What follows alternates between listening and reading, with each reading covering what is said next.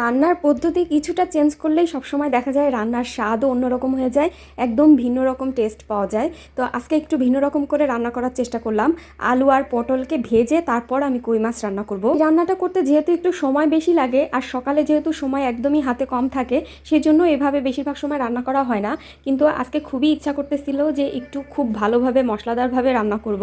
তো আমি পটলগুলোকে ভেজে একটা পাশে উঠায় রাখলাম, আর পটলের সাথে আমি কিছু আলুও দিয়ে দিছিলাম। আর কই মাছ যেহেতু লম্বা লম্বা হয়, সেই জন্য আলু আর পটলটাকেও আমি লম্বা লম্বা করে কেটে নিচ্ছি, কারণ আমার মা বলতো যে মাছের সাইজের সাথে তরকারির সাইজ মিললে নাকি খাবারের টেস্ট বেড়ে যায়। আর আমি মাছগুলোকেও হলুদ, লবণ আর মরিচ দিয়ে খুব ভালোভাবে ভেজে একটা পাশে উঠায় রাখলাম, আর মশলাটাকে এবার কষায় নিব।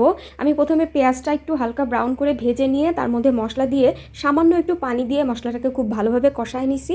আর এবার ভেজে রাখা আলু আর পটলগুলোকে অ্যাড করে দিয়ে আর বেশ কিছুক্ষণ একটু কষায় নিব। এই তরকারিটা কষাতে একদমই সময় লাগবে না, কারণ যেহেতু এগুলো আগে থেকে ভেজে রাখা হয়েছে, আর ভেজে রাখলে কিন্তু সবজির পানিটা আগেই শুকায় যায়, যার কারণে সবজি কষাতে বেশিক্ষণ লাগে না।